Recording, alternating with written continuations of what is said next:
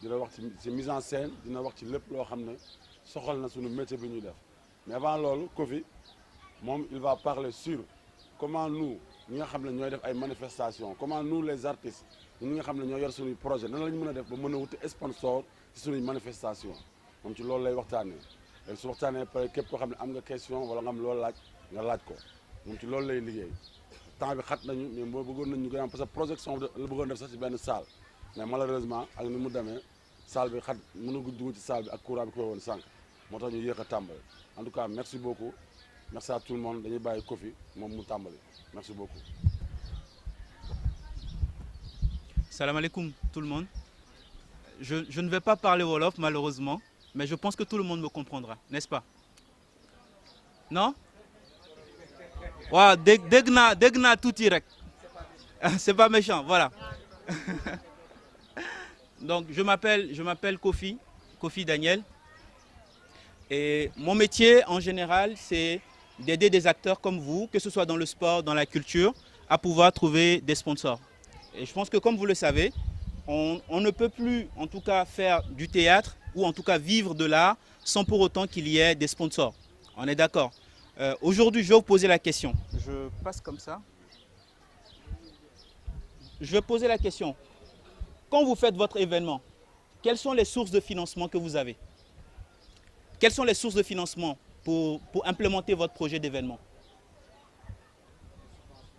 On a les subventions, les cotisations,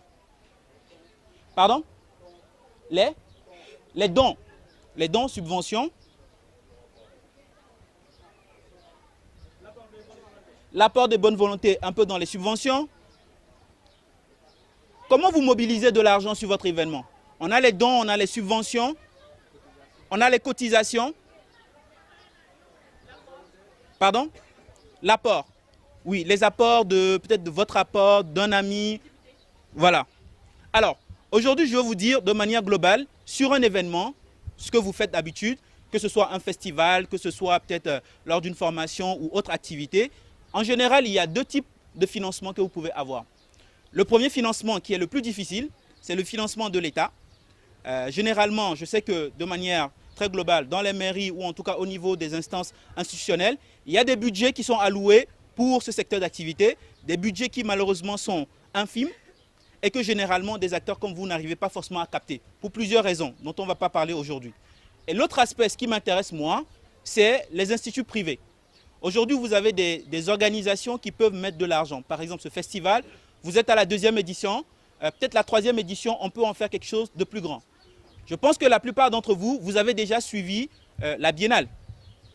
La Biennale aujourd'hui est devenue ce qu'il est devenu parce que derrière, il y a eu des gens qui ont investi. Le budget global de la Biennale aujourd'hui dépasse plus du milliard. Et donc, ça, c'est grâce aux sponsors. Donc, la question que nous allons traiter aujourd'hui, bon, malheureusement, je n'ai pas la projection, mais ce sera beaucoup plus un échange, c'est comment vous arrivez à aller capter ces sponsors. Mais avant de parler de ça, moi, je vais vous poser la question. Est-ce que généralement, quand vous organisez vos événements, est-ce que vous partez chercher des sponsors? Oui. Est-ce que tout le monde, quand vous faites vos événements, vous partez chercher des sponsors? Pardon? Il y en a qui le font, il y en a qui ne le font pas. Quelles sont les difficultés que vous rencontrez?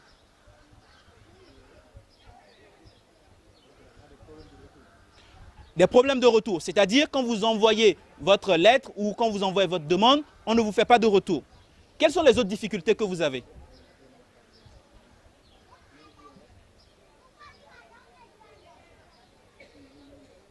Quelles sont les difficultés que vous rencontrez pour aller chercher les sponsors?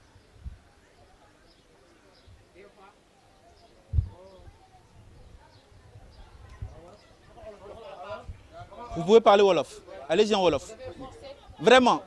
Forcez ou parlez en Wolof. Il n'y a pas de problème. En français, allez-y. Des fois, on a des difficultés de connaître quel est le chemin. Quel est le chemin pour faire des démarches par rapport sur les expos. D'accord. Donc, il a parlé de démarche. Et justement, c'est le deuxième point que je vais aborder. Alors, on va prendre un cas très concret. celui de cet événement, le festival qui nous réunit ici aujourd'hui. Selon vous,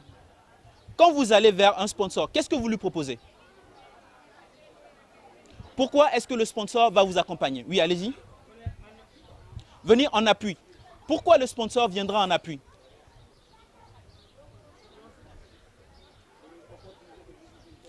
Opportunité de visibilité. Pourquoi le sponsor viendra sur cet événement? Il a parlé d'opportunité de visibilité, de marketing. C'est bien. Est-ce que vous pouvez applaudir pour la dame? Parce que ce mot, c'est très important. J'en parlais tout à l'heure avec le responsable. Alors, on va rester sur cet aspect que la plupart des acteurs proposent aux sponsors. Les gars, on est ici, on ne fait pas 100. Est-ce qu'on peut dire à Orange qu'on va lui offrir de la visibilité? Ok, on a un oui. Pourquoi? Qu'est-ce que vous allez offrir en termes de visibilité à Orange?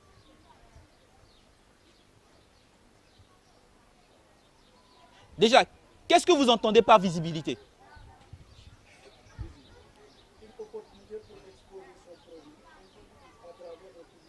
Exactement. On a une opportunité pour exposer son produit à travers un public. Mais ici, guys, on n'est pas plus de 100. Ou même dans l'environnement immédiat, on n'est pas plus de 1000. Est-ce que nous, on peut offrir à Orange une visibilité? Est-ce que c'est pertinent pour lui? Parce que Orange peut toucher tout le Sénégal. Orange peut toucher, voilà, au-delà du Sénégal, ils peuvent toucher du monde. Maintenant, toi, tu fais un dossier, un événement, un festival qui se déroule essentiellement dans le périphérie ou dans le périmètre de Parcelles et tu lui dis que tu vas lui proposer la visibilité. Donc ça voudrait dire déjà que le premier argument que tu vas proposer à Orange ne va pas fonctionner. Ok. Le premier argument, ce dont la plupart d'entre nous parlons, visibilité, ça ne fonctionne pas. Pourquoi? Parce qu'en réalité, l'événement qu'on fait aujourd'hui ne peut pas offrir plus de visibilité à Orange que Orange ne l'a déjà. Même si on prend Casamançaise, vous allez dire visibilité. Casamançaise, ils font des publicités tout le temps, ils ont des panneaux. Quelle visibilité on va leur offrir? Donc vous voyez déjà que le discours qu'on offre aux sponsors, c'est un discours qui n'est plus vraiment d'actualité. Peut-être qu'en allant vers Orange, ce que vous pouvez demander, c'est vraiment d'impacter au-delà de vos projets. Je m'explique. Je pense que chacun d'entre vous ici, vous êtes des artistes. Je présume que vous avez une page sur les réseaux sociaux et que vous prestez dans différents coins du Sénégal. Vous pouvez par contre devenir d'excellents ambassadeurs. Je vous donne un exemple. Pour ceux qui connaissent un peu Nestlé, actuellement Nestlé est en train de faire une grande campagne de son sticker-là à Tamba. Et ils ont mis un fonds de plus de 300 millions de francs CFA. Et ils ont envoyé là-bas des gens pour faire des campagnes. Si vous, aujourd'hui, vous initiez un événement, peut-être dans le théâtre, dans la culture, de manière globale, qui pourra réunir peut-être plus de 3 000, 4 000 personnes, en tout cas sur une période peut-être de 2 semaines ou 3 semaines, là, c'est un projet qui peut intéresser Nestlé parce que actuellement, Nestlé essaie de conquérir la région de Tamba. Vous allez proposer un événement à Tamba, Nestlé va se dire « Ah, mais tiens, cet événement peut m'aider à atteindre mes objectifs. » Et là, Nestlé sera réceptif. Maintenant, imaginez un instant que vous êtes à Saint-Louis. Vous initiez un projet. Le projet, la plupart du temps, la difficulté, c'est que c'est un projet qui vous passionne, vous. Mais ce n'est pas un projet qui passionne l'entreprise qui va financer. Pourquoi? Parce que quand on est dans la culture, généralement, on fait les choses par passion. On fait des choses qui nous intéressent. Mais on ne se demande pas, est-ce que le sponsor, le partenaire, est-ce que l'événement qu'on fait, est-ce que ça va l'intéresser? Si ça va l'intéresser, qu'est-ce qu'on peut proposer pour qu'il puisse tirer profit de son événement? D'où la question que je vous pose. Quand par exemple, vous avez un sponsor comme peut-être Kiren qui vient sur votre événement, qu'est-ce que vous pouvez lui proposer pour que lui aussi il soit gagnant dans le partenariat? Quand vous avez un sponsor comme Kiren qui vient sur votre événement, qu'est-ce que vous pouvez lui proposer pour qu'il soit gagnant sur votre événement?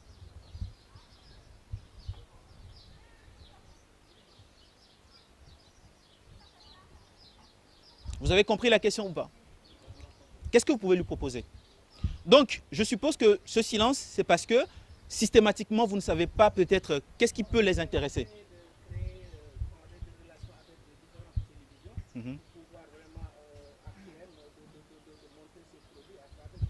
Est-ce que vous pouvez applaudir le monsieur, s'il vous plaît? Donc, il a parlé d'un aspect qui est extrêmement important. Par exemple, c'est d'associer la télévision qui va permettre à Kiren de pouvoir décupler sa visibilité. C'est un aspect qui est important. Mais au-delà de ça, comme je le dis toujours, c'est qu'à l'instant où on parle, la visibilité est un argument qui est très faible pour convaincre. La visibilité est un argument très faible pour convaincre les clients. Aujourd'hui, on va parler, il y a un nouveau concept qu'on appelle l'activation. Et l'activation, en général, vous le verrez un peu plus dans le football. Vous voyez, par exemple, quand il y a match ou quand ils sont à la mi-temps, ils font des jeux,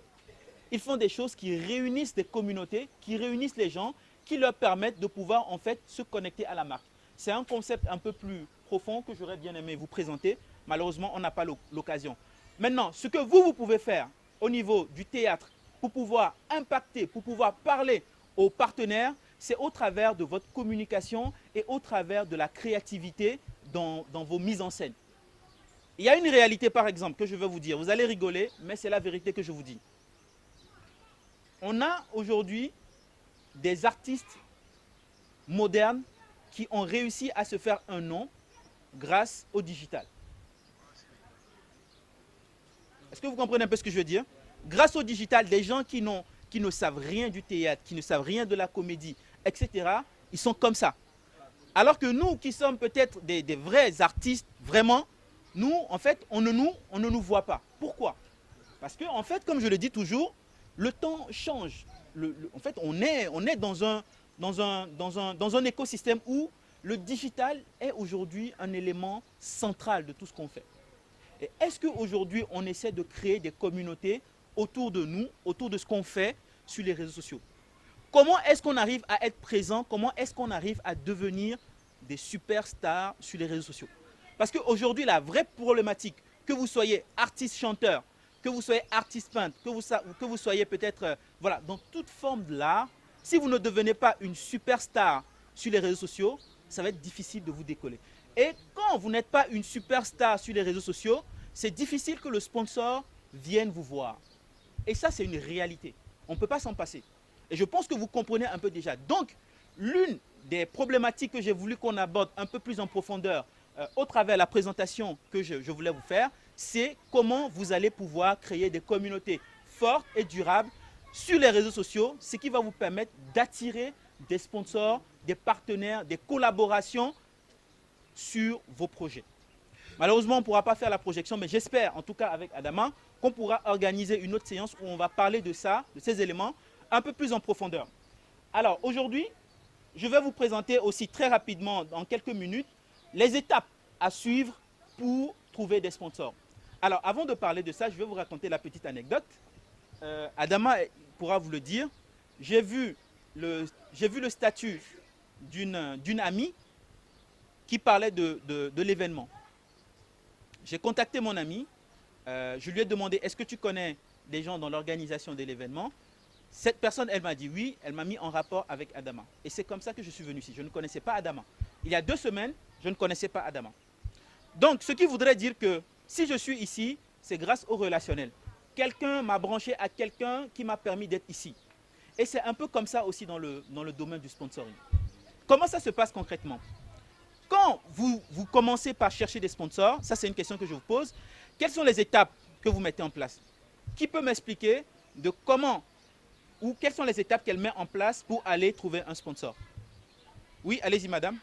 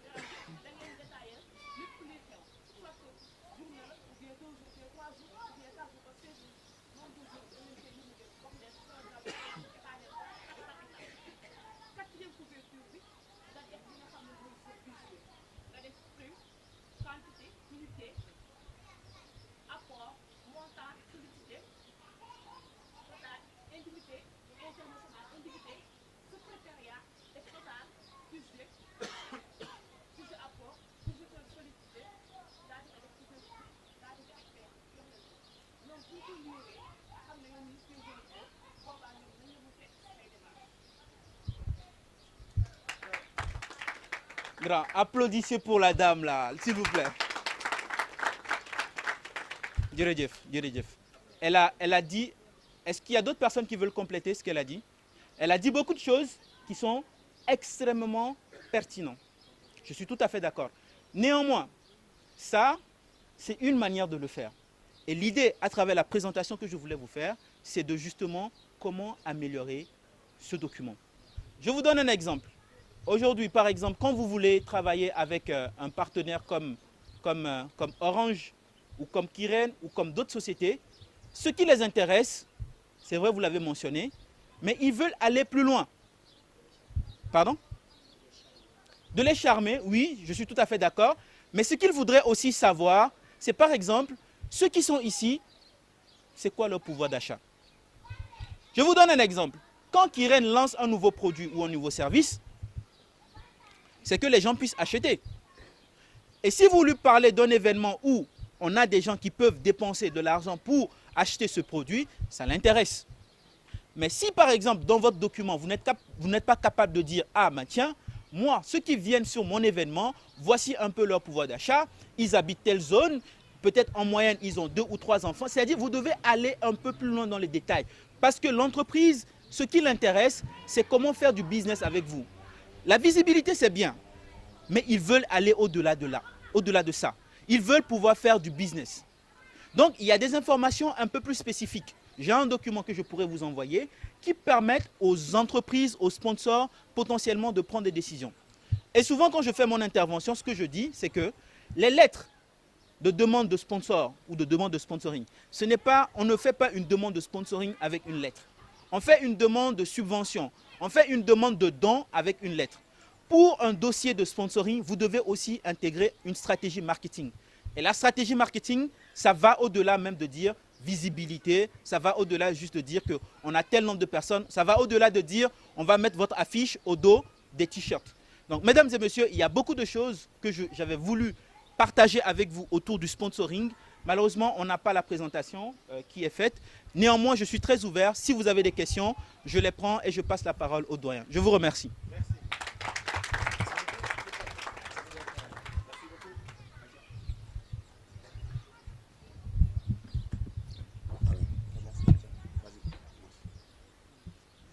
Merci à vous, monsieur Kofi. gàtt na mais xam naa ne peut-être dinañu amal tuuti njëriñ on voulait vraiment faire plus woon nañ comme ni ñu ko waxee dafa indi woon sax projection bi pour montrer affaire yi pour ñu gën a mën a comprendre j'espère que d'après li mu wax on a peut-être pas tout compris mais on a un peu compris te yaakaar naa dinañ am lu ñu jëriñ di ko remercier bu baax a baax Kofi au nom de tous les artistes je vous dis merci beaucoup vraiment ni mu ko waxee ci ñu xamante même pas 15 jours statut laa def festival bi mu feeñu ma ñu waxtaan mu ne ma bëgg naa ñëw def lu mel nii foofu noonu waxtaan ak artistes yi fayu ma ko ñaar dërëm laajuma dërëm dafa ñëw def ko gratuitement pour jëriñ ci ñu koy remercier bu baax a baax ñu koy remercier bu baax voilà est-ce que vous avez des questions Acha Le sponsor, il va te donner son argent. Tu vas lui dire, je vais te garantir la visibilité. Il va commencer par te poser des questions. Et toi, tu ne seras pas en mesure de le rassurer. Est-ce que quelqu'un aime jeter son argent? On est d'accord. Personne n'aime jeter son argent. Donc, ça voudrait dire que dans votre manière de vous présenter, au-delà aujourd'hui d'être des artistes, parce que je présume que votre art, vous le maîtrisez, mais le marketing, comme je le disais tout à l'heure au monsieur avec qui je discutais, c'est un autre métier. Par exemple, pour me filmer, j'ai dû recruter quelqu'un pour me filmer. Parce que je ne peux pas le faire aussi bien qu'elle. Donc, par exemple, vous, ce que vous devez faire, peut-être si vous êtes responsable d'un festival, c'est de vous associer avec quelqu'un qui est spécialisé dans le marketing et dans la communication. Ne cherchez pas à faire tout vous-même, parce que c'est ça en fait le problème. Souvent, je donne l'exemple des artistes chanteurs. Ils le font mieux. En tout cas, dans le domaine de l'art au Sénégal, c'est les meilleurs. Ils ont un manager, ils ont un chargé de communication, etc. Et quand ils se déplacent avec une équipe. Et c'est vers ça que vous devez tendre. Ça, c'est la première solution. Donc, vous faire assister par un professionnel. Avant, par exemple, je le faisais moi-même. D'accord? Quand vous avez un truc comme ça, je peux vous assister, etc. Et on peut le faire. Maintenant, pour vous, dans votre cas, de manière spécifique, le conseil que je peux vous donner, déjà, c'est de prendre le temps de vous initier un peu plus au marketing. Et quand on dit de vous présenter, généralement, les gens ont tendance à dire « Ouais, je m'appelle, tant. » Ce n'est pas ce qui intéresse le sponsor. Ce qui intéresse le sponsor dans votre présentation, c'est de pouvoir sortir des chiffres clés. Je m'appelle peut-être... comment votre nom? Ramatoulaye. Je m'appelle Ramatoulaye. Ça fait 10 ans que je suis dans le domaine de temps. J'ai organisé 5 festivals qui a réuni peut-être 1 million de personnes. J'ai déjà travaillé avec tant de sponsors et voici l'impact que ça a eu sur leur activité. Je viens vous proposer cette même opportunité, mais en mieux. Le gars, il vous écoute. Je viens vous proposer une opportunité qui va vous permettre de booster votre chiffre d'affaires. Parce que le sponsor, quand vous parlez trop de vous, il est ennuyé. Ce qui l'intéresse, qu'est-ce que je gagne? Donc quand vous faites une présentation, on aurait pu simuler, vraiment le faire comme ça, vous allez voir. Quand vous vous présentez et que vous ne parlez pas rapidement de chiffre d'affaires, c'est un peu compliqué. Surtout quand ce n'est pas quelqu'un que vous connaissez. Parce que ce que j'ai pu remarquer aussi au Sénégal aussi, c'est que ce soit dans le sport, que ce soit dans la culture, c'est le relationnel. Samagaï, wow, j'organise un truc, aïe, acha, japsirek, donne-moi un peu, donne-moi un petit. Moi, je ne parle plus de ça parce que ce modèle, en fait, est appelé à évoluer. Vous voyez, avant, Orange mettait un peu plus d'argent dans les événements. Maintenant, ils mettent plus d'argent parce que les choses changent. Et les entreprises, maintenant, ils vont commencer par exiger un peu plus de professionnalisme. Et par conséquent, vous devez peut-être déjà vous initier au marketing ou éventuellement vous rapprocher des spécialistes. Peut-être comme moi, il y en a d'autres qui sont spécialisés dans le sponsoring. Voilà, des démarcheurs, etc., qui vont vous coacher, qui vont vous accompagner dans ce processus. D'accord? Merci beaucoup. Ok, merci. Voilà, lui aussi, il demande, est-ce que vous, nous en tant qu'artistes, on ne peut pas peut-être tout faire, on ne peut pas être au four et au moulin. Donc, est-ce que vous pouvez nous, comment faire pour travailler avec vous, pour que vous allez nous chercher des sponsors, pour que vous allez nous chercher des sponsors et nous créer quelque chose. Comment on peut travailler ensemble avec vous? Ok, d'accord. Actuellement, je ne fais plus cette prestation. Il y a peut-être 4 ans, je le faisais, mais c'est quelque chose qui prend beaucoup de temps. C'est pour ça que j'ai décidé de plutôt, au lieu de pêcher du poisson aux gens, d'apprendre à pêcher. C'est pour ça que j'ai demandé à Adama de venir vous parler. C'est pour ça que je me suis dit, la petite connaissance que j'ai pu capitaliser depuis lors, je vais partager avec vous. La semaine prochaine, par exemple, je dois rencontrer les organisateurs du FESPACO à Ouaga. Justement, c'est dans le même cadre. Donc, avec tous ces déplacements, c'est difficile maintenant de me dire, je vais vous aider à le faire. Mais par contre, je peux vous accompagner. Je peux vous conseiller à chaque étape ce qu'il faut faire, surtout quand vous avez la bonne personne pour vous accompagner. Donc ça, je préfère être très transparent là-dessus dès le départ. Je suis disponible à vous donner des astuces, mais être sur le terrain, aller, là en ce moment, ça peut être un peu compliqué pour moi. Vous voyez un peu, donc je préfère le dire. Voilà. Est-ce que nous pouvons pouvoir créer un groupe de WhatsApp Oui. pour que vous puissiez nous donner des conseils dans le groupe, parler avec nous, comment faire pour aller chercher les sponsors? Oui, bien sûr. Je pense que la création de groupe, oui, c'est quelque chose qu'on peut faire. Mais idéalement, comme je le dis toujours, généralement, j'ai fait l'expérience avec les groupes WhatsApp. On crée un groupe WhatsApp pour une thématique donnée, finalement, on retrouve tout dans le groupe. Donc je me dis, dans un premier temps, ce que je préfère, c'est le contact comme ça avec vous. On se réunit pendant 2 heures de temps, on parle d'un sujet spécifique. Ceux qui sont intéressés, ceux qui veulent bosser, je bosse avec eux. Et maintenant, après, sur des questions très spécifiques, oui, on peut toujours... Moi, mon WhatsApp est vraiment ouvert, Adama pourra vous le dire. Vous me posez des questions, je suis très disponible. Mais dans un premier temps, je privilégie des moments comme ça, des moments d'échange où on réfléchit, mais vraiment de manière profonde et structurée sur la question. Et puis après, peut-être dans 6 mois ou dans 3 mois, voilà, on pourra maintenant partager des astuces, des conseils autour de ça. Par exemple, sur ma page Facebook, je le fais déjà. Quand vous partez sur ma page Facebook, je parle que du sponsoring. Que ce soit sponsoring sportif, culturel, je ne parle que de ça. Donc il y a plein de vidéos tutos que j'ai fait, plein d'articles que j'ai publiés sur le sponsoring que vous pouvez voir sur ma page Facebook. Merci beaucoup. Alors, je vais être très transparent avec vous. Moi, l'expérience que j'ai faite, il faut au moins 6 mois pour avoir un sponsor. Je ne parle pas de subvention, je ne parle pas de dons, je parle de sponsoring. Parce que là, par exemple, on est en mai. Les entreprises, ils bouclent leur budget de sponsoring déjà dans le début du mois de août ou septembre. C'est-à-dire le budget de campagne marketing à communication, ils le bouclent en septembre.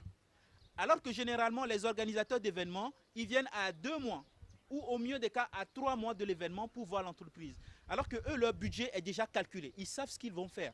Ils ont un agenda. Donc, vous, par exemple, si vous devez chercher un sponsor, vous rencontrez le sponsor, mais dites-vous que d'ici la fin de l'année, vous n'allez pas avoir le sponsor. Mais vous pouvez parler, discuter avec lui sur l'événement de l'année 2024. Vous voyez, par exemple, je vais vous donner une idée. 2024, c'est les élections. Les entreprises, certainement, ils ne vont pas vouloir débloquer beaucoup d'argent. Ils vont plutôt essayer d'économiser parce qu'ils ne savent pas exactement comment ça va se passer. Donc, si vous devez organiser un événement en 2024, vous devez déjà prendre en compte ces éléments. Parce que les entreprises, c'est sûr, ils ne vont pas dépenser beaucoup d'argent parce qu'ils ne savent pas comment ça va se passer avec la situation politique. Mais au moins, il vous faut 6 mois minimum. 6 mois. Voilà. Merci beaucoup. Merci beaucoup. Merci. Après, tu vas donner ton page Facebook aux gens aussi. Oui, bien sûr. Je vais l'envoyer à Adama. Ah, Adama. Ok. Dina ko page Facebook am dina ko jox Adama. Bu ko defee ñi ko bëgg. jéggalu ñu ci ginnaaw parce que en fait bu doon ay at ci ginnaaw dafa naan dinaa mën a wax ba waa salle bi di ma dégg waaye damaa jóge ci feebar sama lu bare wàññeeku. sama ci ginnaaw mënu ñoo ñëw ba nii am na ay chaise yu libre fii nii. sama lex yi wàññeeku nañu sama biir bi wàññeeku nañu sama taat yi wàññeeku nañu sama nopp yi gën a gudd yaa ngi maa dégg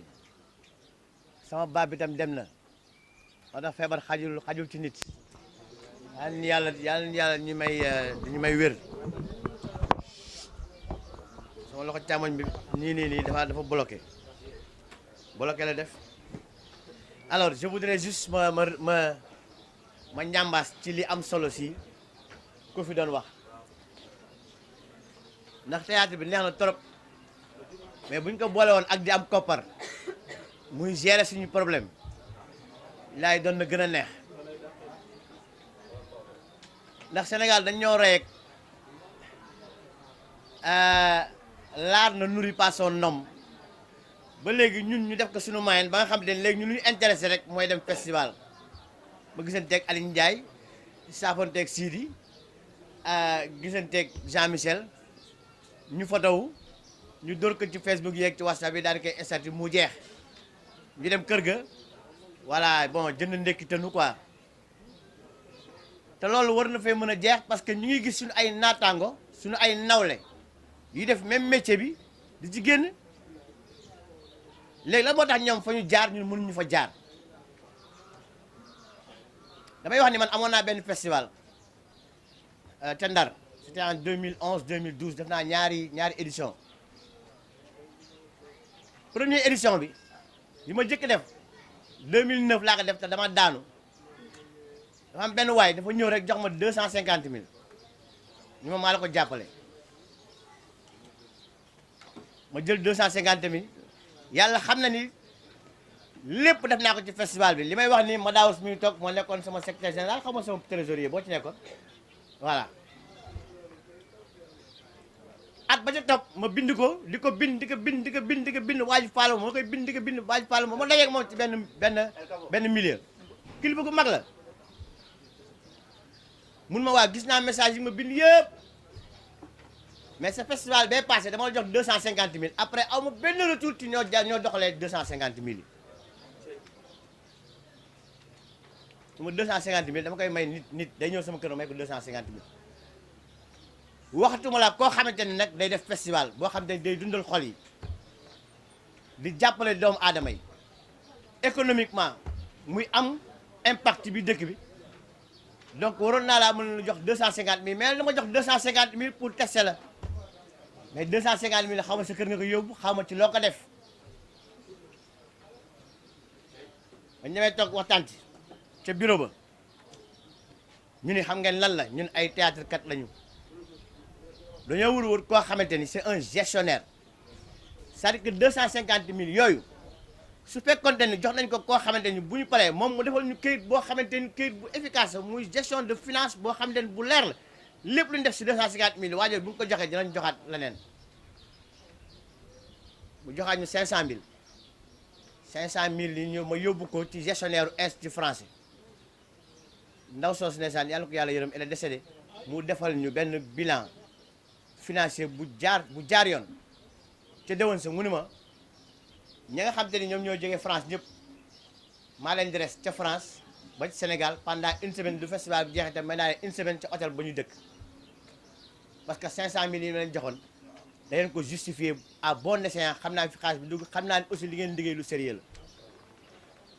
la noonu la ñu am Air France am Eiffage am Total Sénégal mu jox ñu 7 millions ñaari yoon 7 millions ñaari année yu tëgg successive 7 millions am ambassade de France benn année bi mu jox ñu 3 millions beneen mu jox ñu 5 millions parce que tout simplement xaalis bi ñu jox ñëpp dañoo wut koo xamante ni xaalis dafa màcc ci gestion mu defal ñu rapport financier bu jaar yoon ñu déposé ko ñëpp xam ne nii xaalis bi nii dafa am fu fa lañ ko dugal baax na donc kii li muy wax dafa am solo mais na fekk na nga xam la muy wax la mu doon moo ci troupe théâtrale la ñu nekk ñun ñëpp mënuñoo nekk metteur en scène ñun ñëpp mënuñoo nekk directeur troupe bi ñun ñëpp mënuñoo nekk ay comédiens yu baax nañu jël koo xam ne yàgg na ci troupe bi yàlla def na ni amul talent ñu yóbbu ko ñu formé ko ci gestion de finance bu ko mënee bu ko defee après suñu troupe da ngay xool ni ñuy demee da ngay xool ni muy demee gis nga ku la financé te dañ di 1 million nga di ko 1 million fii laa ko jaarale ak fii mu leer nañ ci ay këyit yu leer léwoon 2 millions la lay jox parce que ñoom loolu moo seen logique de financement dama ñu woon loolu naa ko ci yokk rek muy événement bu ma boo xam ne dund naa ko benn affaire nag moo nekk mooy ñun defuñu ay vrai festival ñun dañuy festivalantu ñun dañuy festivalantu c'est vrai que nit day def vrai festival nga dégg mu def vrai festival mais 30 invités lay am 30 invités yi 5 6 troupes lay yem ñu def festival am 250 festivaliers yu ñëw kooku def 30 festivaliers def 4 jours ñuy lekk lu baax di tëdd fu baax di nelaw di ndékki di dem di am di seetaan di noppalu di gise seen biir di waxtaan mais quelle est la différence entre festival boobu nga xam te ni 30 personnes la waaj am ak ñun ba pare moom ëpp ñu sponsor de maanaam day def festival boo xam te ni 30 invités la am moom am 30 millions yow nga am 250 amoo 500 000 yu mat mais quel est le problème c'est la crédibilité ñun ban crédibilité la ñu am déjà fi ñu commencé mooy quartier ba nga xam dañu fa la ñu nekk localité ba nga xam dañu fa la ñu nekk localité boobu ñun suñu festival lan la leen indil est-ce que ñun daañu toog autorité locale ba nga xam ne moom moo nekk te gox ba ñu dëkk wax moom mu xam impact bi nga xam ne ñun suñu festival impact boobu lay def ci quartier bi def ko ci commune bi def ko ci département bi def ko ci région bi 3 jours maa ngi fi démb damaa wàcc ci festival yu Yacine Sané c'est mooy première édition dafa aménagé terrain basket bu Liberté 1 xaw ma Liberté 2 waa commune bu Dakar Plateau xaw ma Dakar xaw ma fan ñoo ko defar mairie bu Dakar ñoo ko defaral defar ko fa tribune defar ko fa strate soo gisoon guddi gi dañ ko décoré mu leer nañ ne taal lépp nangam ñun fa ñu logé actuellement ci hôtel ba on est 6 xaw ma 8 ndax festival bi ñu siy jiyee yëpp dëkk Dakar logé wuñu ca festival bi añ sax defuñu ko dañuy jiyee dem ñibbi mu leerali Yacine ak luñ ko mën a financé mën ko financé su paree festival bi dina am lu dina am fu mu ko jël dina am fu mu ko féete te na koy jàppale ba mbot la dina am lañ jox ndax dina am lu mu dese ci xaalis ñun ñi ñëw ci festival bi yëpp daf ñoo yónnee paas ñu jógee Ndar ñëw te bu ñu ñibbi daf ñu joxaat paas musique bi ak paas dërëm jox ñu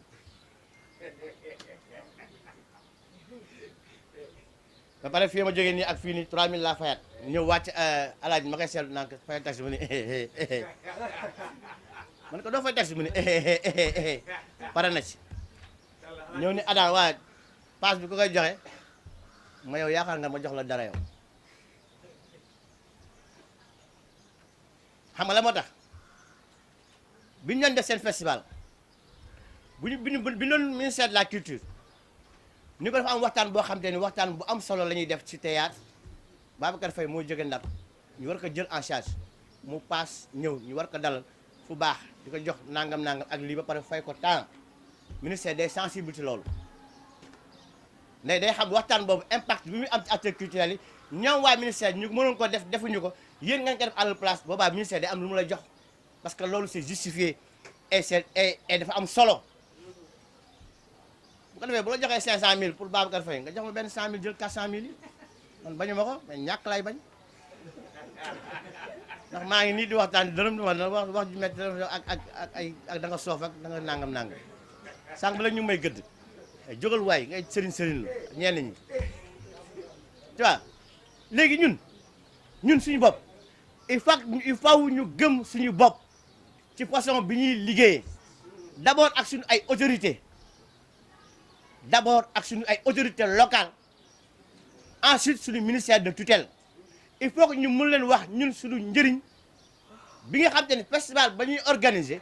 impact bi nga xam te ne moom la mën a am ci localité bi ñu am parce que festival bu ñu mën a organiser gis nga fii borom bitig bii wallahi la azim wala képp kuy jaay fii 3 jours yi ngeen fii def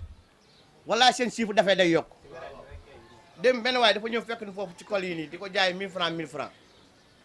fa ñu taxaw di xaar añ ba noonu ca festival bi ñëpp ku ne jënd nga si benn man ma jënd si ñaar benn bu weex ak bu noir benn borom kii ma nga fa woon ku doon jaay crédit benn weef ma nga fa woon bitig ba nga fa woon cigarette bi pon bi xaw ma lan nangam xoola affaire yi mel na tulleeg màlle mu leer man ñetti fan yooyu ñu fay def ñoom seen chiffre dafay day yokk loolu c'est un impact économique important te festival moo fa indi donc doon festival amul njëriñ ba pare ñaata xale ñoo nekk fii ay ñaata mag ñoo nekk fii stressé Sénégal diggante politique beeg dund gu metti gi yaa ngi dégg kenn ku nekk du xalaat sa avenir nga indi ay comédiens jël leen partout dans le Sénégal ñu jouer ay spectacles yoo xam ne sa xel day gën ci lépp nga toog di reetaan pendant 3 jours sa yaram dellusiwaat nga nokkiwaat sa xol dellusiwaat sa béso sàngee deret ji commencé circuler normal parce que da nga fas woon loolu amul pay nag loolu amul pay ci santé kenn mënu koo fay moo tax li ñuy def am njëriñ mais encore faudrait-il que ñun ñu xam li ñuy def ndax am na njëriñ wala déet moom laa doon wax léegi bi ma kii présenté directeur école bi ñu def si jàpp nangam parce qu'il a compris parce que c'est un intellectuel xam na njëriñ bi artiste di amal askan wi alors loolu introduction loolu bu ma doon def boo rek bokk ak ci waa ji parce que li muy def dafa am solo man yi muy def nii dama koo jàng kenn yóbbu ma jàng damaa dégg ni fii am na séminaire boo xamante ni dërëm doo ko fay da ngay dem ñu inscrire si rek nga toog pendant 1 semaine nga jàng gestion de projet culturel nga jàng gestion de festival nga jàng mais dafay yokk sa xam-xam dara ëllëg si biir même boo ko jëfandikoowul yow daa ko mën a waxtaane jëriñ si sa ay petit frère jëriñ sa ay nawle yu organiser festival donc lenn li mooy c'est-à-dire que il faut que ngeen di dugg ci formation yi il faut que ngeen di dem ci formation yi c'est-à-dire que quand tu veux waxuma koo xam ne moom dans sa vie il veut être comédien moom comédien la dafa bëgg day toog ñu gérer ko mais quand tu veux être directeur de festival te xamoon ni ñuy organiser festival mais da ngay sonn ba pare sonnal ñi nga nekkal sonnal ñi ngay invité toujours ci trop ngay nekk da ngay dem nga formé wu c'est-à-dire que mais attends festival c'est un projet quand tu le fais c'est un projet parce que c'est un projet et c'est un plan c'est un déroulement chaque jour ba nga commencé da ngay def festival ba keroog festival bi di ñëw ba keroog festival bi di jeex ba mu jeexee le lendemain nag nga commencé waat préparer première édition prochaine bi c'est ça un festival mais tërëx yi dafa bare quelqu'un a dit démb docteur Massamba Gueye nee na Sénégal dañu war bàyyi nit ñi ñuy festival parce que nous n'avons pas d'espace d'expression artistique amuñu fu ñu jouer ñun ñëpp dañuy répéter du ñu am fu ñu jouer ba ma ko waxee damaa tourné si Samba Mballo ma jox ko loxo man ko kon xam nga am nañu dëgg si ñu bare ñoo xam ne dañuy wax Sénégal daa bare festival du ay festival dañuy dalloo nit ñi salle de classe et après salle de classe mooy lan mooy salle de classe boo ñëwee fekk sa nawle koo xam te ni yow gënoo ko gënu la ngeen tëdd fi ngeen bokk tëdd lan moo si nekk lan mooy hôtel léegi dañuy def festival après ñu liggéeyloo hôtel yi après ñu ñàkk pour lan bu yàlla indee xéwal ñu dal nit ñi hôtel daan dal nit ñi hôtel mais tant qu'on permet aux gens de jouer man pour moi c'est ça l'essentiel il faut permettre aux gens de jouer répéter rek jëmale bul xam amul njëriñ nit ñi da ngay répéter da nga koy jouer boo ko jouer classé création ñëwaat nga créer man pour man festival yi daa am solo ndax festival lancé ne ku ne festival tekkiloon ku ne gis nga festival riir bu Kaolack artistes yu bari tey ji taxaw moom moo leen lancé dama jël rek benn kii benn exemple muy per bu xar daa ànd ak waa kii arkasu Louga mais xam nga ban problème la ñu am ba ñu ñëwee gars yi jiitu ko moom ba mu ñëwee gars yi bàyyi ko kër gëdal ñoom ñu logé leen hôtel moom kenn logé ko xam nga dafa xulóog président bi xamul lu xew moom personne ne le connaissait yaa may dégg benn waay bu jógee Casamance moo dem waxante waa organisation festival bi ñu leen kii moom géewul la dëkk waa Louga nee leen daawul ñëw répétition moo tax boolewul ñu ko ci kii bi te moom ñëw na ndax dañ ko bokkoon délégation mu ñëw ñu bàyyi ko personne ne connaissait Père bu Xar ñu logé ko kër Gédel pour ñu xam Kaolack bu ñu ko logé kër Gédel ñu programmé ko terrain déggoo may wax ca Kaolack mais waa ji toj foofu mais def ngan di dofu spectacle man fa laa ko gisee ñu koy coow sa suba sa gars yi programmé ko ca Alliance télévision gis ko filmé ko ñëpp xaar ko ca année ba stop ma yóbbu ko Nouakchott waa Nouakchott ñoo ko gën a miin sax ñoo ko gën a xam sax ñoo ko jëkk xam waa Sénégal waaw festival ko yóbbu ñu bare festival moo leen lancé donc mu doon mbir moo xam te ni buñ ko bàyyi bu ñu gars yi di découragé ndax gis nga ñooñu di wax naan festival dañoo bare ñooñu même s'ils ont été à l'école nationale des arts même s'ils se disent de grands artistes de grands comédiens ils ne sont plus dans le métier du théâtre ils sont dans le cinéma ñooñu ñëpp nekk luñ ci théâtre bi ñu ngi ci cinéma xamuñu lu xew ci théâtre bi ñii xew ci théâtre bi mooy ñii ñëw fii ak pa ñii dem Dagana ñii dem Tubaab Jalaaw ñooñu ñoo xam li théâtre parce que bu Sénégal bu ñu bàyyee loolu ci théâtre théâtre jeex fii ci Sénégal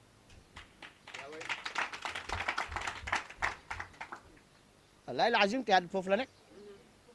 théâtre bi foofu la nekk li ñuy création yi ngay gis man ne chaque année su ma ñëwee festival du ma raté benn spectacle ndax da ngay gis xale bu ndaw bu ñëw bu defar mise en scène boo xamante ni yow nga ne Babacar Faye booy fan la jëlee technique bi démb rek Moussa Kalamu la mu joué café gi noonu un très bon spectacle un conte théâtralisé un très bon texte ñetti comédiens yu yor tama di joué ak seen loxo ak seen tànk mais affaire bu nice esprit de créativité bu kawe un très bon spectacle et c'est un spectacle de théâtre populaire c'est pas un spectacle de théâtre dit classique mais c'était un théâtre professionnel parce que justement ce théâtre-là dit populaire c'est un théâtre professionnel bu leen kenn gëmloo leneen gars yi nax alors damay xuus tuuti rek parce que damaa wax ne damay waxtaan ci mise en scène normalement formation mise en scène ngeen la ñuy wax waaye mise en scène daa nekk loo xam ne dañ ko mën a waxtaane parce que justement pratique gu formation mise en scène pratique bi laa wax c'est-à-dire que ña koy def généralement mënoo leen pratiquer loo parce que ka nga xam ne dafa jël li dafay def mise en scène moom généralement daa bàyyi jouer wutul allez ku jouer wutul noo koy mën a defee formation mise en scène pratique théorie nga koy defal moo tax su ma demee fenn may def formation mise en scène damay jël ñi nga xamante ni ñoom jouer wutul waaye dama ci rof ay comédiens yoo xamante ni ñoom dañuy essayer di def mise en scène parce que léegi fii Sénégal léegi ñëppay def mise en scène waaye gis naa ci màggaay yàlla te léegi laa koy commencé sax suñu waxoon léegi ci salle bi nii kan moo ñu mën a wax luy mise en scène non di ngeen gis ni explication yi dina bari te wuute de te man bu ma commencé woon di la expliquer mise en scène doo ma sax xalaat fu may waxee si lan mooy mise en scène Pabloum yéen ñi yor troupe yi Cheikh Sylla kii président Aliou Ndiaye yéen ngand yi c'est ça non mais attends dañuy waxtaan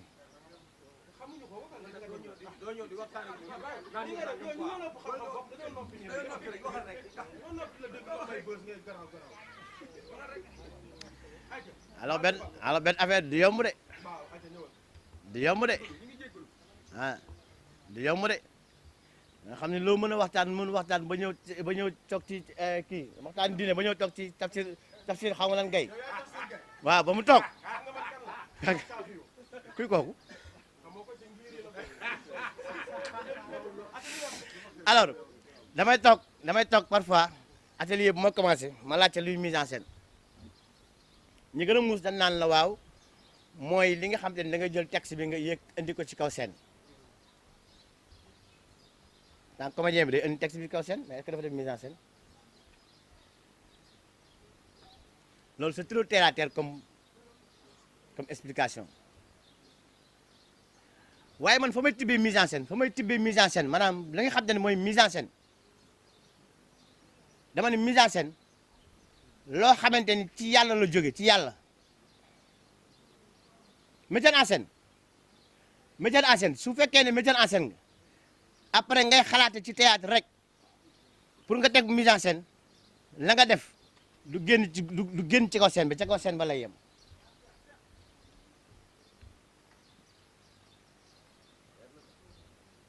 mise en scène ci yàlla la jóge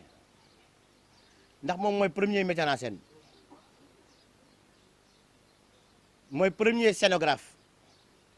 mooy premier technicien lumière mooy premier technicien son mënoo def mise en scène te jaaroo ci ce qu'on appelle les saintes écritures gis nga Bible dama ko lire bu baax a baax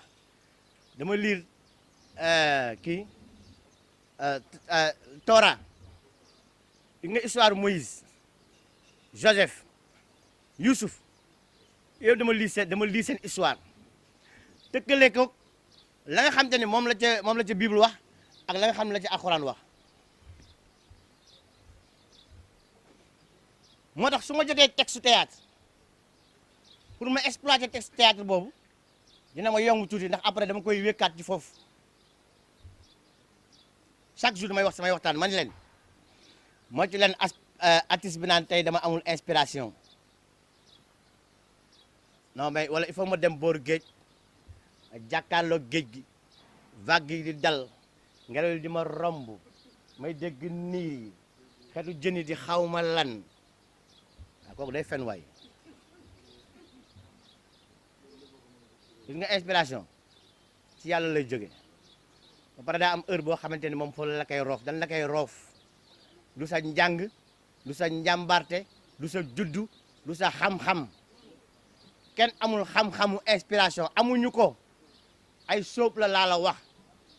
yàlla moo ñu koy roof def naa 2 ans pour monter benn pièce boo xamante ni dama yeewu su ma ni waaw mais lii ni ma koy monter 2 ans ma nga fa livre baa dama ko lire ba pare nit ki dama koy monter xamul fu may jaar waaw ana sama xam-xam metteur en scène ana sama 40 ans d'expérience théâtre d'expérience de scène waaw ana xam-xamu metteur en scène yi ma daan accompagner pourquoi mënu ma géli pourquoi mënu ma ko bind pourquoi mënu taxaw dara ñëwul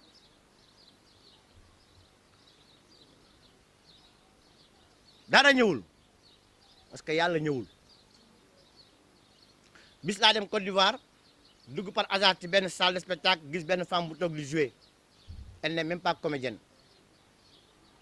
elle avait écrit une pièce de théâtre sur sa vie moom sa vie fa mu jaar indi benn metteur en scène professionnel waa ji xam ni kii du comédienne mënu ma kaa jox ay technique de mise en scène yu kawe yi waa ji teewal ko benn table teg benn écran géant nële ndaw si di wax histoire am comme su fekkee dañoo toog ak yéen nii may wax sama histoire boobu salle bi fees dell pendant 1h30 kenn waxul kenn bougéwul kenn sawewul ndaw si amul voix wu comédienne amul daray comédienne mais elle nous a enveloppé dans son histoire ba ñun ñëpp dañoo mel na bi mu juddoo ba ni mu toll nii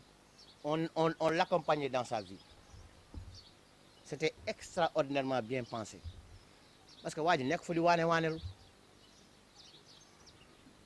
nekk fa di jaay xam-xam non su ma jëlee les ombres chinoises avec une douche de lampe le son de Baba Maal en fond xaw ma lan di bandulul dafa yooyu yëpp da ko bàyyi rek ne ko nettali sa histoire ndaw si toog bu nettalee histoire pare mu jël les vraies images les vraies photos parce que histoire la moom ak papam mu jël les vraies photos mu ñu koy wan parfois de vraies vidéos parfois mu raconte histoire bi moom histoire boppam la fa mu koy raconte émotion dëggantaan njaay bi nga xam te ne moom la am di ko raconte émotion boobu ñun lañ doon sentir c'était un spectacle magnifique ma ne waaw Faye yow kay yow lii kay fii nga war jaar def sa pièce bi ndekete 2 ans def ma pièce boobu ma seetaan pièce boobu rek yàllaa ma dugal foofu ni ma pièce bi nga war a monter lu mel nii nga war a def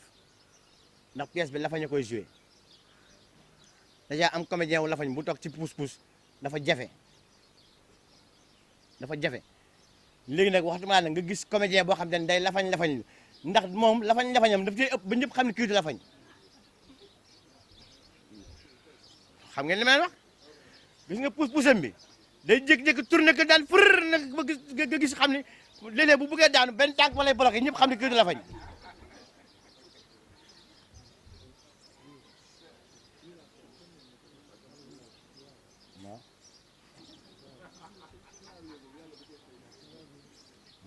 waaw li ngay wax ci kaw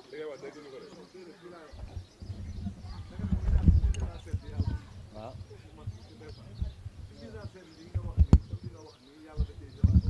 waaw lépp yàlla la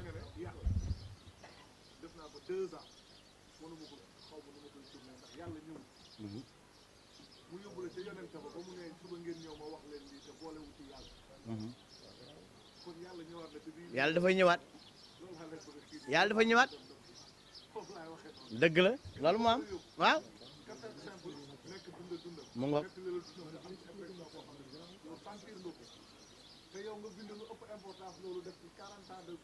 wallaay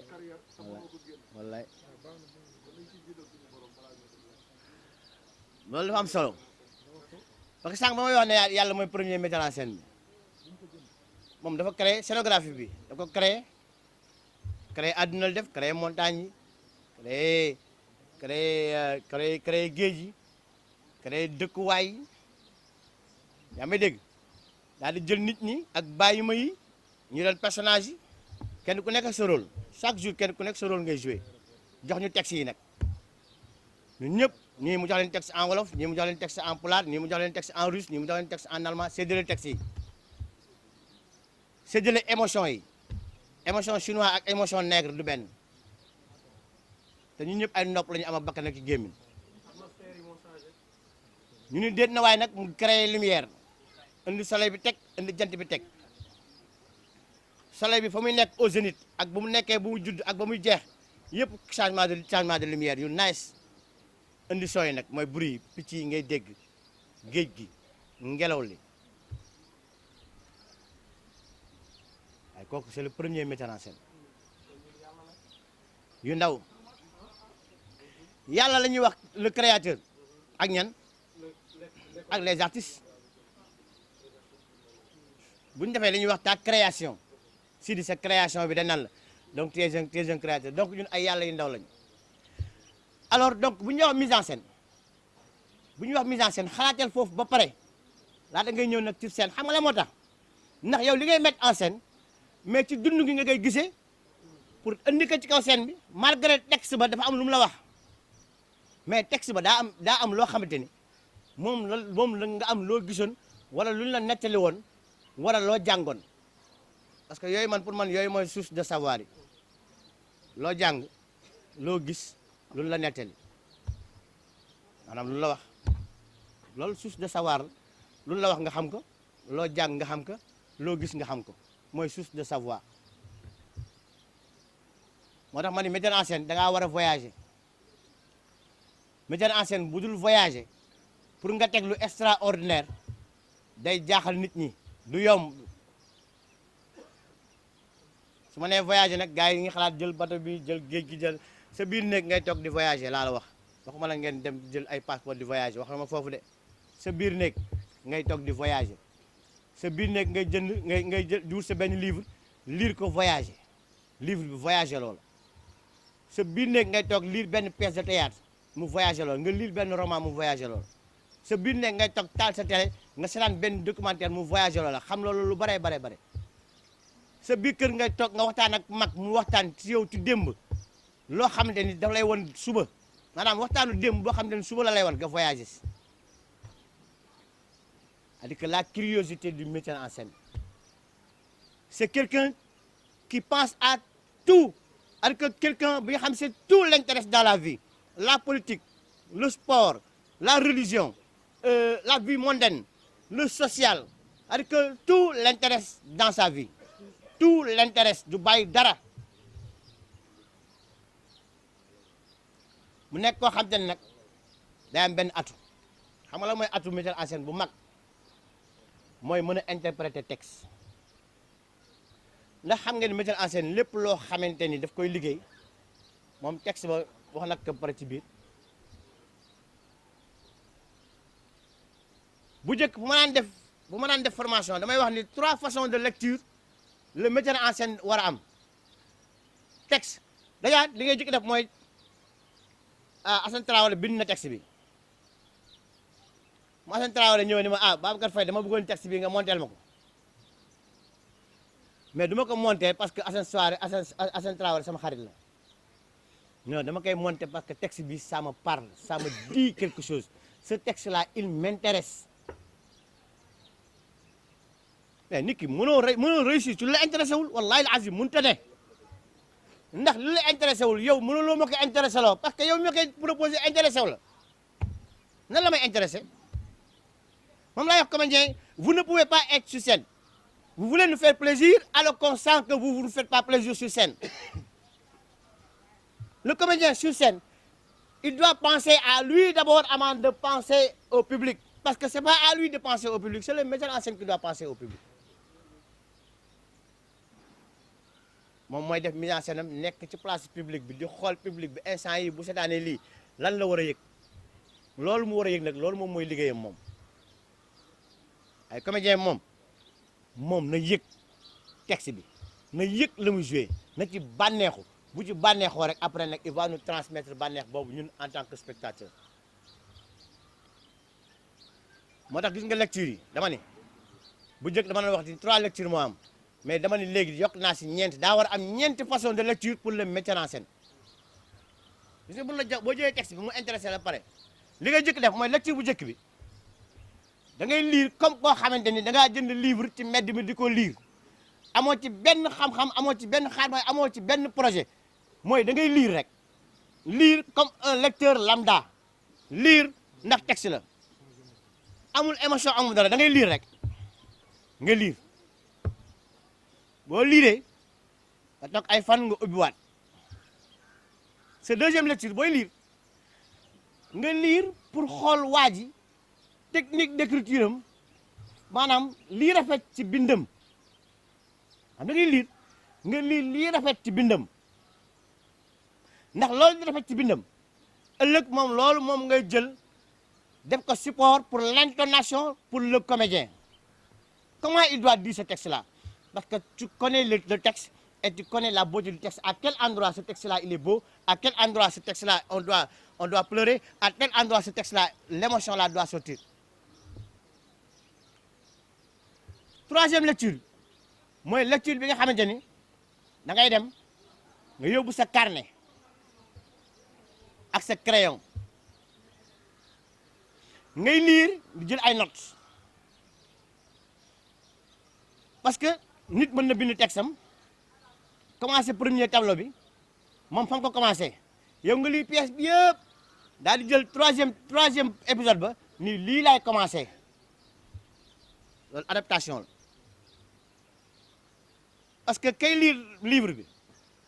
ak nañ koy seetaane ci pièce wala ci film cinéma du benn te loolu xam la moo la koy may mooy boo liiree ba mu yegg ngay lire di jël ay notes mais pourquoi yaay ji war a jëkk génne fii te or yaay ji bu jëkkee génne fii dina annoncé loo xam te ne yow da nga ko bëggoon nëbb finalement kay seetaan c'est-à-dire que la muy seetaan dootul intéressant ngay jël di noter di def ay kii di noter quatrième lecture bi nag yow fa ngay dessiner metteur en scène yu bari dañuy dessiner metteur en scène yu bari dañuy dessiner scène bi la ñuy dessiner public baa ngi nii fond de scène ngi nii avant scène ngi nii cour jardin nga commencé sama acteur bu njëkk bi pour man fii mooy sorteem pourquoi sorteem war a nekk fii parce que justement quand il entre et que il trouve la femme en train de prier machin donc sa façon de démarcher et de marcher sur scène nangam nangam loolu da nga koy dessiner ba teg ba jeexal tàkk après yow loolu mooy doon sa ay didascalies ñu xamul didascalies mooy suñu bindee pièce de théâtre indication yi nga xam te ne moom mooy ki bind degal metteur en scène bi pour mu ci jaar mooy Siri dugg na si kaw scène bi dem na ba ci satala gi mu jël ko dem ci robinet bi tànq si ndox ñëw teg fermer les guillemets loolu mooy didascalie comprendre ngeen ñiy bind pièce ñu bare dañ koy def mais on n'est pas tenu ñun en tant que metteur en scène de prendre en compte ces didascalies là metteur en scène dafa nekk métier boo xam te ne dafa compliqué ndax Jean Michel day bind livre am ba muy bind livre am tubaab jaaw la toog xamoon ba muy yan sensation la am ba muy bind livre am xamoo lu mu ci jublu yow metteur en scène bi nga war a jël texte boobu yow ngoo xam ne da nga am sa sensation bopp war ko passe ay comédiens yu mel ne Pabloum ñu war ko jouer ak seen sensation bopp mu war a génn ci public boo xam ne ñii Thiaroye lañ jógee ñii Dakar ñii Kaolack kenn ku nekk am ci compréhension boo xam te ni compréhension générale la war a doon kooku boo dul yàlla bu ndaw wax ma yaay kan c'est très très difficile la mise en scène n'est pas facile c'est très très difficile léegi nag ñun dafa am loo xam ne dañ koy def te xamuñu ko gis nga dans le métier maintenant de la mise en scène dafa am loo xam te ni daf ci war a génn nga génne ko nga teg ko mooy dans nos troupes théâtrales on n'a pas la possibilité d'avoir ce qu'on appelle une équipe de création équipe de création boo xam te ni dafay am d'abord un dramaturge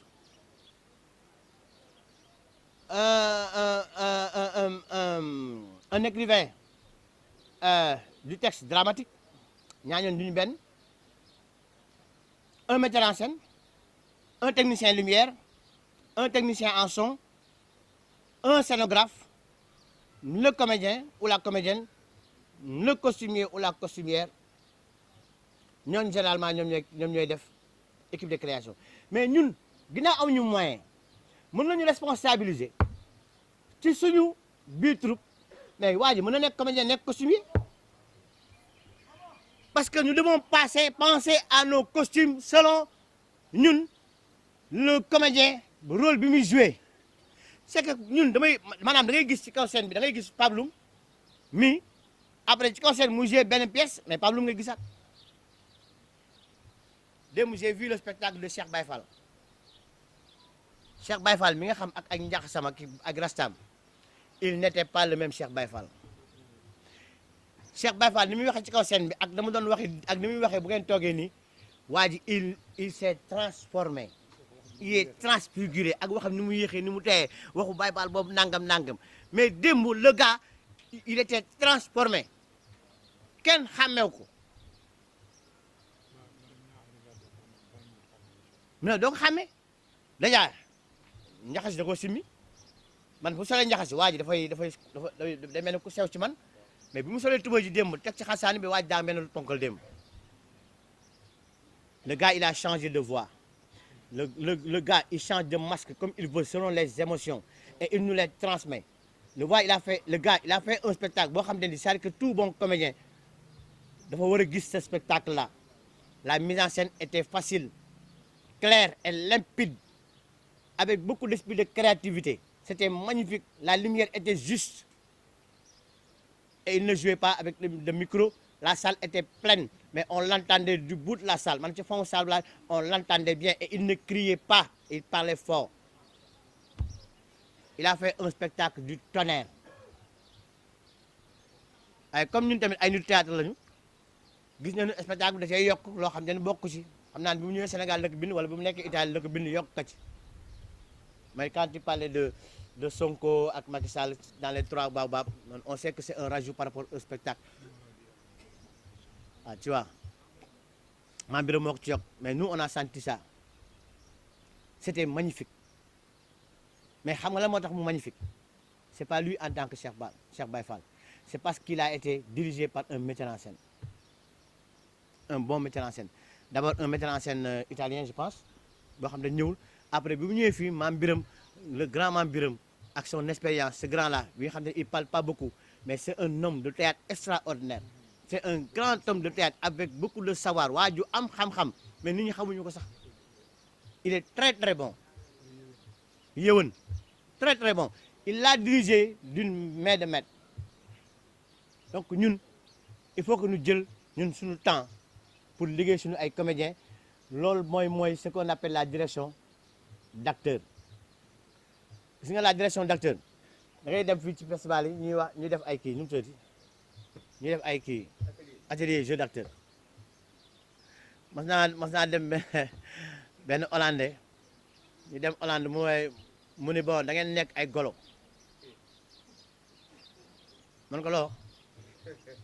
mu ni waaw yow yaa nekk golo gu mag gi man ko boo ma ko waxatee man nangam taan mu ni kii yow da ngay nekk kii Zumba mu ni ko da ngay nekk picc mu naa picc ma ne ko non ma ne ko non ma ne ko madame mu naa ma ne ko léegi dama bëgg xam léegi golo yi ban njëriñ ban rôle la mën a amal ci kaw àdduna ci kaw seen alal nit koo gis muy gololu lan nga mën a jàng ci golo ba mu jëriñ la ci kaw seen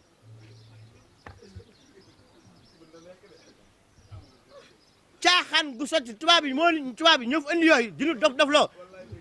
rôle golo mënul fexe ba jox la rôle enseignant rôle golo mënul fexe ba jox la rôle sëriñ rôle golo mënul jox la rôle commerçant rôle golo mënul jox la rôle soldat ba jox la rôle commissaire ba jox la député mais ana golo ak député pourquoi léegi nga wax ngay dem jeu d'acteur nga ne golo la leen ay caaxaan la ay yow picc yow defal mbaam ki naan hi di ñàpp ndeyam xaw ma la man du ma def yooyu atelier yooyu nekk ma ci fekkee ñun ay rôle nit la ñuy joué dama lay jàngal rôle nit sama benn maître xam la doon wax Omar Ndaw feu Omar Ndaw xam la doon wax daf ñuy wax ne quand on vous donne un personnage cherchez autour de vous il y aura certainement dans votre quartier quelqu'un qui ressemble à ce personnage là topp leen ko xool leen ko essayez de le connaître bavardez avec lui essayez d'entendre le son de sa voix et vous l'adaptez vous aurez avoir un personnage que ñi xam te ne bu ngeen joué comme bi ñuy waaye kii duñu gisoo ko ni muy waxee comme Jean-Michel mais parce que tout simplement ce personnage de Jean-Michel là la waa ji bind méngale ko moom et ñun la golo lay golo waa ji ni ma tubaab bi ni ma dama lay delloo ndar xaw ma lan da ngay dem Sénégal nangam man ko gis nga bu yàlla waxoon mu ñëwaat fii yow sa maam mënul tax ba du ma ñëwaat fii man que man lépp lu ma am dama ko teg ci yàlla moom maa sama wéerukaay boobu rek mooy sama wéerukaay bu wóor bi mooy wéerukaay ba la dul mbas ñun nag loolu mooy suñu problème fii da ngay gis koo xam ne damay topp Babacar Faye naan carrière am Babacar Faye bu la waxee mën day fen mënul defar sa carrière day fen kon moom mu am oto amagu ma oto vélo sax amuma ko daf naa 40 ans ci théâtre bi xanaa kon ma defar sama carrière ñaata seen ban seen laa jéewul ban seen laa feccul ba am ba tey ji am tànk fecc ba jox tànk j'ai dansé pendant 20 ans ay fu ma dem dellu si fu ma dem dellu si naa gis nga ton carrière ta carrière yow sa carrière bopp yow ta carrière en tant que comédien yaa may dégg c'est que toi tu prends en charge ta carrière si tu veux nga dem moi c'est en 86 que j'ai décidé d'être metteur en scène parce que justement Seba Traoré moom ma waxoon ni ma boo góorgóorlu yow di nga nekk un bon metteur en scène mais ku mel noonu bu la waxee loolu bu njëkk su ma defee mise en scène ku xam Seba Traoré danaan moo fa jaar ba ma paree ci moom boobu ma defee mise en scène nga ne Oumar Ndaw moo fa jaar ba ma paree ci moom ma defee mise en scène nga ne Jean-Pierre Leuss moo fa jaar waaye li may def Seba gisatu si boppam Oumar Ndaw gisatu si boppam Seba Traoré gisatu si boppam parce que justement dama waxoon ne damay jàng ci ñoom damay jël li nga xam te ne moom moo xam te ne moom intérêt si ñoom waaye foog ma am sama yoonu bopp bu ma defee sama mise en scène bopp. c'est-à-dire que maintenant le comédien parce que man bu njëkk mon comédien préféré c'était Feu Oumar Seck. J'ai essayé de toujours parler comme Oumar Seck parlait. Parce que je l'ai vu une fois dans une pièce où il incarnait Lat Dior. Mu am benn passage bu mu ci wax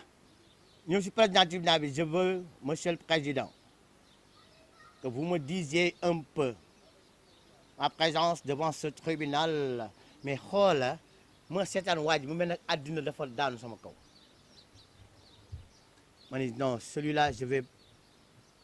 parler comme lui sur scène j'ai tout fait nag dem fa jalaw ñu yées montant boobu ñu naan da ngay ŋaang di may ŋaang xaw ma lan ba dara ñëwul ma yooxu chaque jour waa dem neen boo yooxu si géej gi neen day defa sa bois xaw ma lan nangam nangam saa ñaari fan laa ko def dem toog ma ne damay jàng léegi su ma waxee ci kaw seen nan laay fexe ba damay wax du ma sonn et il y a des techniques maintenant c'est pouvoir parler avec le ventre c'est pourquoi mën naa toog fii di wax juróom benn fan yoo xamante ni sama baat du dee parce que je ne parle pas ici je parle avec mon ventre et que su may wax mën naa wax tiraat bu gudd parce que li may wax fii lay jógee et dañ koy jàng et am nañ technique yu ñu koy jàngale mais atelier pour man jeu d'acteur loolu nga war jàngal atelier mais golo leen sëpp leen jalang julli golo leen wala saxal sa baaraam bi lonk jëm nii xaw ma lan c'est des conneries ñooñu ñu koy def dañ leen di tardel pour man le comédien direction d'acteur am lépp mi ngi ci metteur en scène c'est le metteur en scène qui doit sortir les bons prétextes autour du texte pour te donner justement les indications pour faire un jeu d'acteur sama waaja nee na ma il n'y a pas de mauvais comédien il n'y a que de mauvais metteurs en scène parce que Aline Ndiaye je parle sous ton contrôle keroog ba ñu ñëwee waalo maak Sidi mi xale ba joué woon jour loolu kii loolu la jor rappeur la mosul yéen ci kaw scène il n'a jamais joué Sidi naan ma sawaay bu ci dugg ba ko Sidi dañ ko def Sidi téye ko ci roq booy bu jooy na sax booy bu jooy na ndeysaan mais keroog ba mu joué waa GIZ booy bu jël micro bi ñeen maa ngi soog a yéen ci kaw scène waa dafa ni du dëgg il n'est jamais monté scène nu jox ko rôle principal Aliou Ndiaye ngi ni mais booy bi dafay taxaw ci kaw scène bi mais parce qu'il a été bien dirigé il a été bien dirigé un comédien s'il est bien dirigé daf ciy génn ñun nag daanoo spectacle day am ñaari metteur en scène léegi Ngaloon ak Bala dañuy ñëw bu Ngaloon ne nii ñu ne Pabloum booy wax del teen bu Ngaloon demee dem naan ndox Bala ñu la Pabloum looy teen wax xool suuf léegi bu demee Pabloum bougé léegi fii lay xool su ko Bala waxee nga ne yaa wax nii kii wax nii léegi au lieu que ma xool suuf léegi fii lay xool il peut pas avoir deux metteurs en scène dans une pièce de théâtre moi je n'ai jamais compris ça il ne peut pas y avoir parce que tous les deux ils ont lu le texte pas de la même manière et chacun d'entre eux ils n'ont pas les mêmes intentions de mise en scène parce que justement c'est l'intention de mise en scène qui est une pensée intrinsèque boo xam te ne si yow rek la jógul feneen maanaam loolu c'est personnel loolu moo mën tax nga def mise en scène loolu moo mën tax amul leneen léegi nag yow man ma dem def sama kii si di ñëw mën nañu compléter xam nga ci ban mooy ma tracé sama mise en scène ma tracé sama mise en scène kii ñoo nekk sama assistant Sidi je voudrais que Sidi ak Pabloum ñu yem ñu nekk en parallèle dans la façon de jouer mais lui maintenant l'assistant mais son rôle c'est de faire toujours de créer le parallélisme entre le rôle de Sidi ak le rôle de Pabloum loolu du interférer dara ci sama liggéey parce que justement loolu dama waroon am liggéey ko dama ko waroon def liggéey ko alors que je peux prendre les deux autres ñële à part après ñu takkale ça c'est possible mais mënu maa wax Sidi xoolal fii bu ma demee di naan benn café léegi Sidi ñëw ñu la xoolal gauche j'en reviens à ces gens-là qui disent scène bi fii mooy point fort scène bi am na ay gars yu bari xam-xam ñu ne waaw c'est que si côté droit bi nii nga taxaw oblique soo waxee ñëpp dañ lay gis scène bi boo taxawee ñëpp dañ lay gis boo nekkee fay ca fond ba dañ lay gis boo ci kan dañ lay gis pour moi le point fort d'une scène c'est un moment où le metteur en scène choisit de dire au comédien voici dans ton itinéraire vu le texte vu l'importance du texte à cet endroit-là arrête-toi pour lire ce texte et c'est là en ce moment-là qu'un point fort de la scène est créé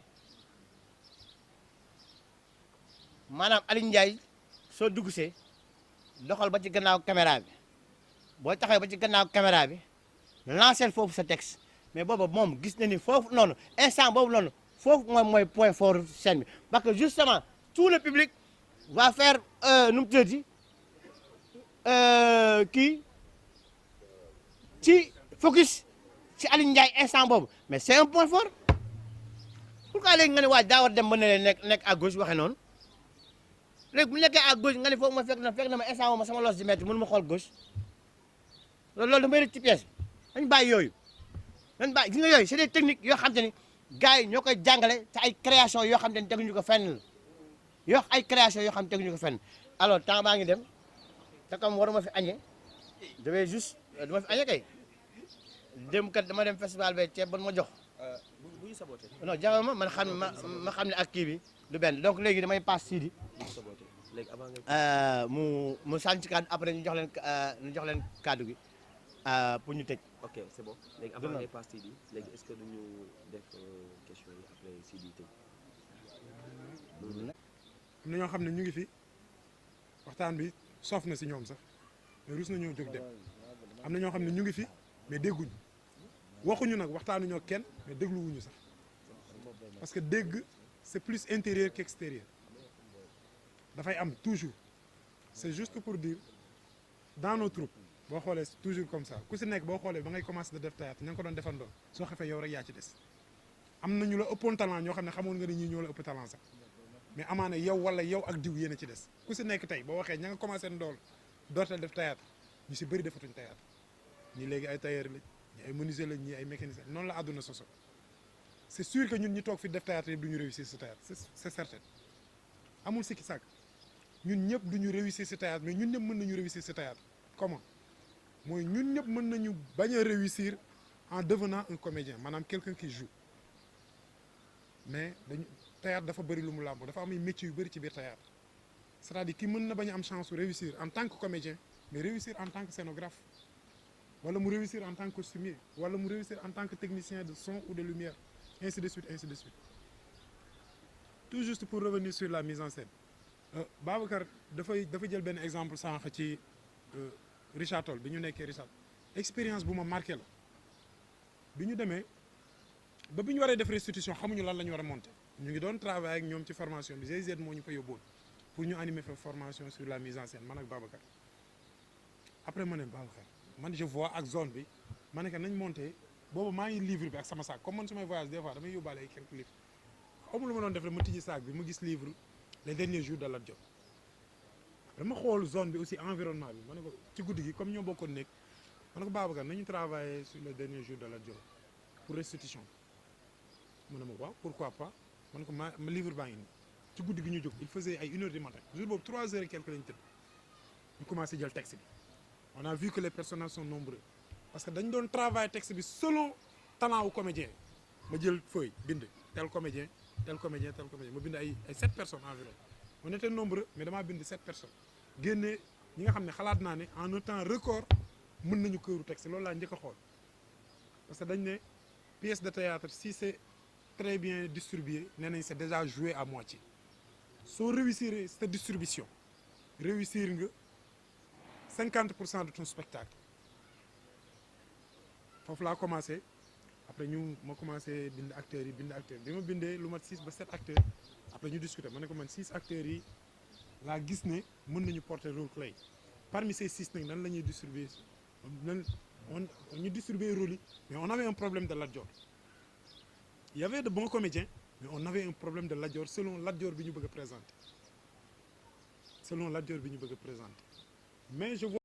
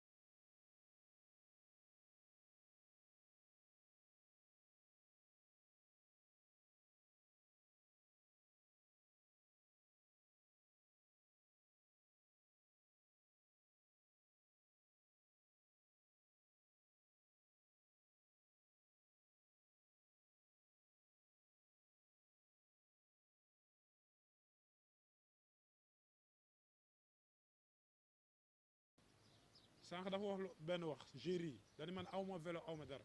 bari na ñu fiy am vélo Babacar bu dee ñoom ni ñu amee oto mën na ci am 50 man xam naa ci dara souvent dans un projet il gagne des millions mais Babacar fekk ko Ndar xam nga nit koo xamante ni lu mu yor bokk koog yow te loo yor moo bokk ak yow mooy Babacar. billahi wallahi je le dis pas parce qu'il est là sama xarit la mais waxuma ko parce que sama xarit waaw. vous voyez non Babacar tu viens à Saint-Louis mu xool ñi ngeen àndal ñëpp tous les jours mu yóbbu leen resto bar ainsi de suite il paye tout. resto il paye tout donc xam nga non bar dañ fay jaay boisson quand je dis bar c'est pas pour aller boire autre chose bar am na lépp Sénégal fii la am mais boo demee ci sous-région bi bañ na ko ba laajal Babacar ataay sax boo ko jëndul ci bar doo ko am maanaam boo demee Côte d'Ivoire dëkk yi ñu dem amul leneen doo gis ay boutique bu mbedd y en a pas même rendez-vous d'affaires yi ci bar la. lépp ci bar lay doon même quand tu discutes avec quelqu'un pour un projet ci bar lay nekk. Pablo li muy nekk taalibe Cheikh yëpp dugg na ci bar ba waaw Pablo xam na si daal Pablo ivoirien la léegi moom ñag la moom day taxawal rek moom léegi Babacar Faye yàq na ko moom Babacar Faye bu sotti la xam naa ne bu Babacar Faye gaañoo Pablo moo koy doon yàlla na yéex yàlla na yéex donc merci beaucoup voilà. waaw dañu bés façon dañu ubbi cadre. mais dama ko liggéey dama bëgg a wax ni ñii li ñuy jox fi dafa am doole ci ñun. dëgg la de wallaahi da ngay partagé ak ay nit yoo xam ne dañ leen di wax ni école la ñu génnee amee nañu diplôme ngeen partagé seen après yow da ngay laaj sa bopp ne est-ce que du yow yaa dem école. alors que dafa am école bu ëpp doole. dafa am école bu ëpp doole gis nga bépp xam-xam boo gisee àdduna ki ko njëkk a def jàng ko. ki ko njëkk a def jàng ko kon nag loolu processus la bu nekk di continuer Serigne Cheikh Tidiane Sy Al Maktoum dafa wax benn wax bu am solo mu ne ku def yitte raw koo warul raw kon que tu sois école ou pas yitte rek moom moo ñu mën a jàllale merci beaucoup on naan di nga ci dugal Serigne Cheikh Tidiane nga merci beaucoup Acha ak Ngalandou Sani Acha Alioune Ndiaye waaw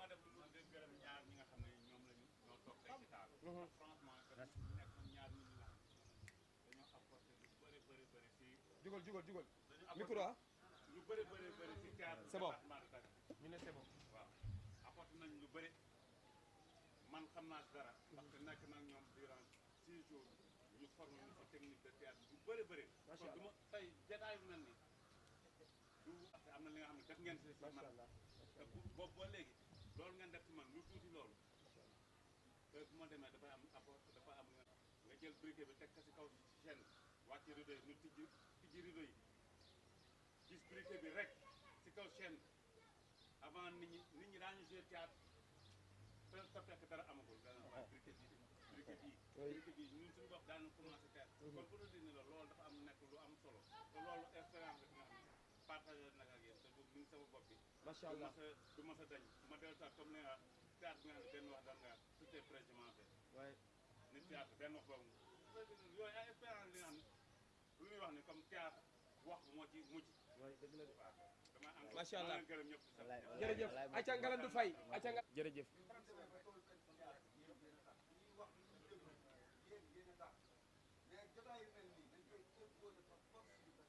merci beaucoup merci Ngalandou ata prési waaw man naru Assane wax ndax prési si li mu wax Babacar kenn mënu si teg lenn lu tax ma wax rek li Ngalandou wax rek moo tax mu waxaat mais naru moon wax ndax li gerte c'est clair et limpide mais Ngalandou xale yi pour ñu encouragé leen ñu si toll ñu dem école des beaux-arts dañu nekk dans l'informel ñu ngi nga mën a dawal oto te amoo permis c'est bien mën nga dem fu nekk dans l'informel mën a def ma école des beaux-arts te maa ngi nii di dund si théâtre maa ngi siy sant yàlla maa ngi siy sant yàlla mais quand même xale yu si toll nekk élève vraiment man dama leen di conseiller ñu dem école bu fekkee mën na nekk bu fekkee ne ñu mënul dem école bu ñu profité si Babacar Faye si Siri Fall bu fekkee tam am na stage de formation li ñu ngi mën a am si ñeneen ñu nekk si école ñu def ko ndax la théâtre dafa mel ni médecine day avancé théâtre day avancé boo toggee tuuti day dem bàyyi la fi en tout cas je ne suis pas d'avis avec yow je conseille à vraiment les jeunes yu si toll te di jàng bu ñu mën a boole informel bi boole ko ak formel bi j'espère. macha allah s'il vous plaît gars yi s'il vous plaît gars yi bu ma duggee du baax bu ma duggee dana ma doy dugg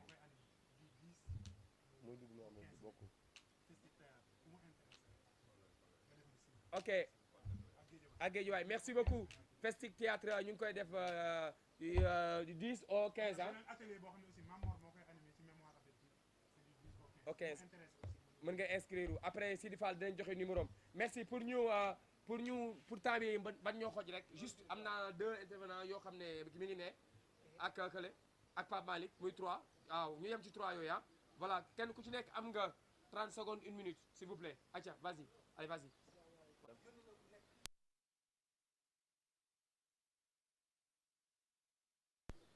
mooy acteur principal bi. moom mooy l'acteur principal. kon Babacar li mu wax téere la. dafa am solo muy wax ci waxu Tawreet ak Injil ak Saboor boo ko jàngee xam li ci nekk di nga xam lan mooy théâtre. macha allah parce que yaakaar naa ne artiste dafa war a xam ni moom mën na nekk polyvalent ci li mu nekk. ba nit ko mu séen muy dox mu bëgg ko am ci moom cofeel war na ko mën a toppandoo ba mu jeex te du wëri nit ku mel noonu loolu daal laa amoon li mu ci wax di rafet bu yàlla yàlla yëpp tax. jërëjëf merci beaucoup. mais aussi tamit di firndeel mbooloo mi fi toog bi seen formation boobu ñuy expliqué booy boobu Roos Sénégal la dëkk te ñun waa doomu Waalo ak acteur département Dagana la ko doon dafandoo mu doon forme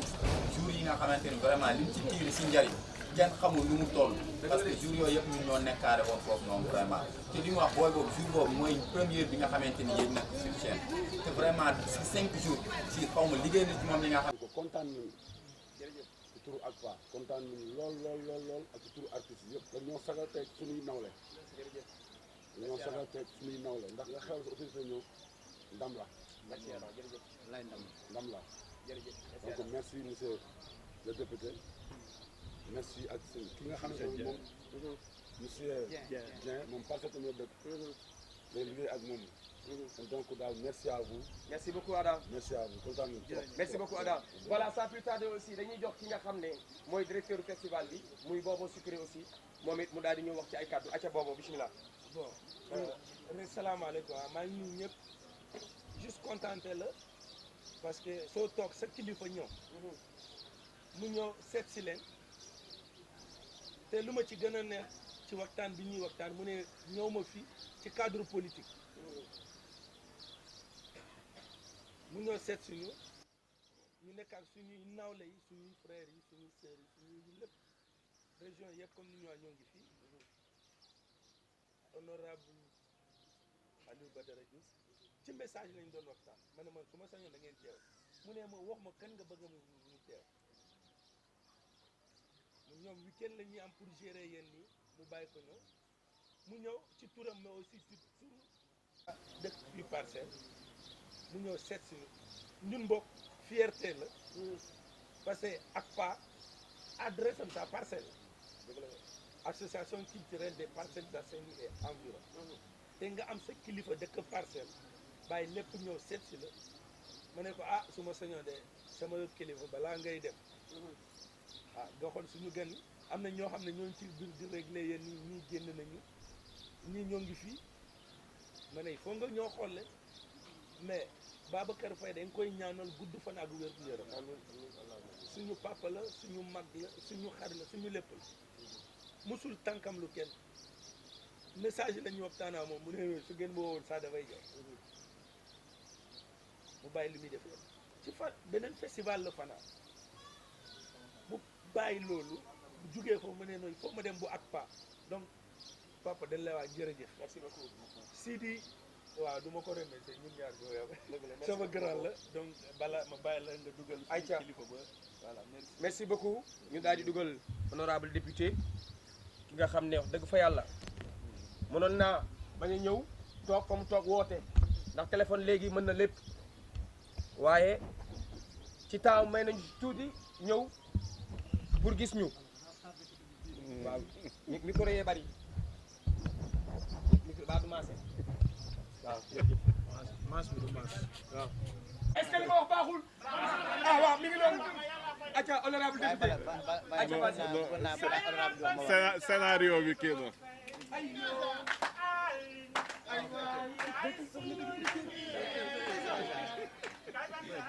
aw leen ay fan waay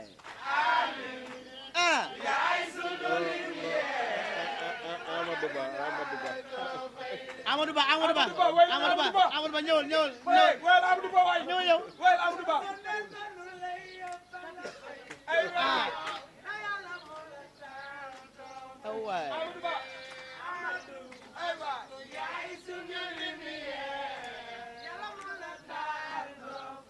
à vous.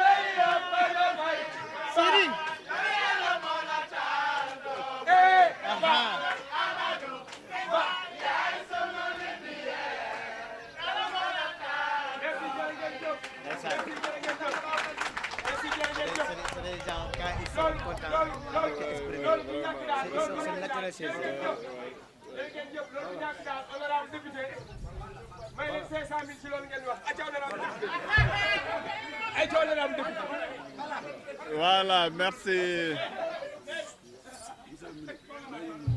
Ah, ok. Allez, vas-y. Allez, vas-y. Waaw sànq ba léegi may waxtaan ak yéen dama après man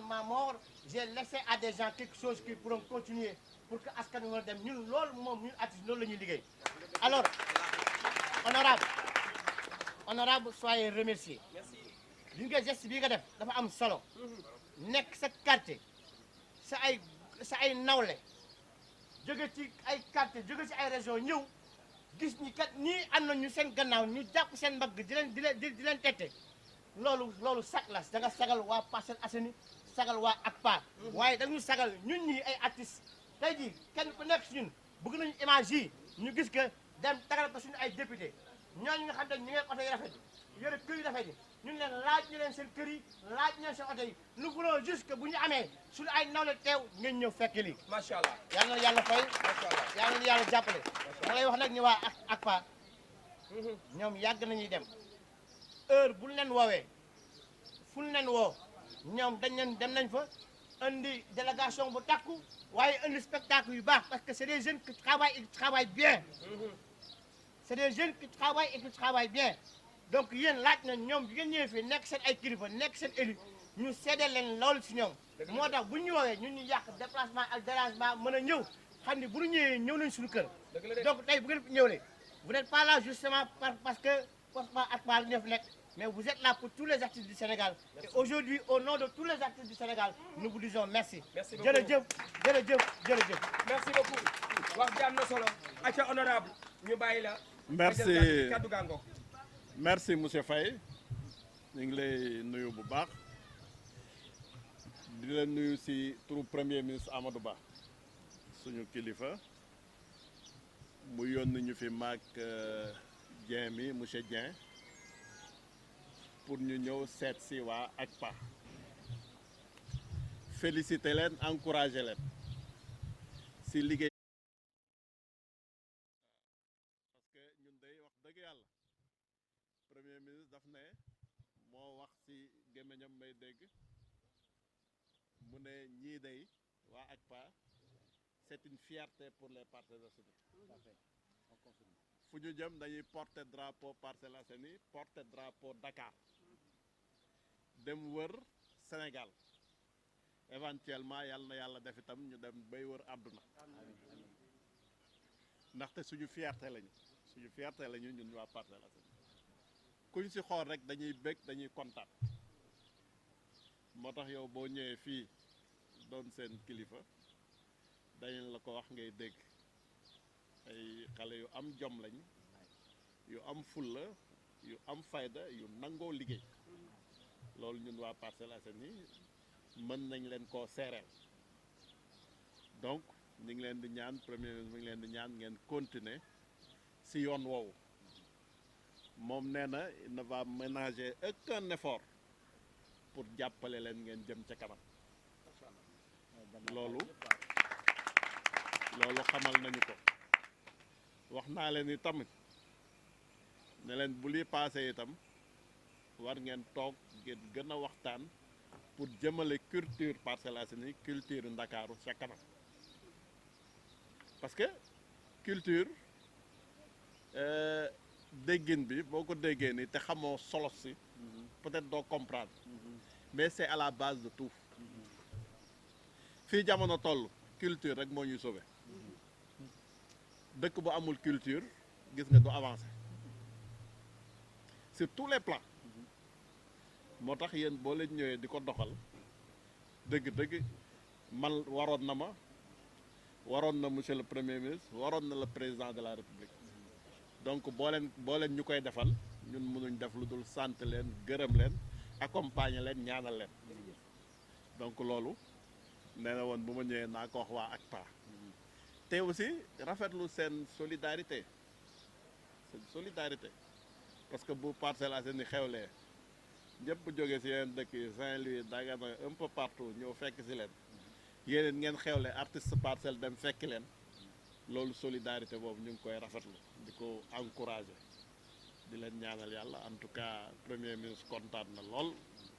ñëw ba ngeen ko invité ci kiyam bi moom mënul ñëw parce que ñëpp xam nañu emploi du temps waaye nee na moon naa ñëw ànd ak Dieng ñëw ba ci yéen gërëm leen sant leen ci turu président de la république ci turu également waa Parcelles Assainies gërëm aussi autorité Parcelles Assainies yëpp parce que comme ni ma ko waxee sànq nee naa leen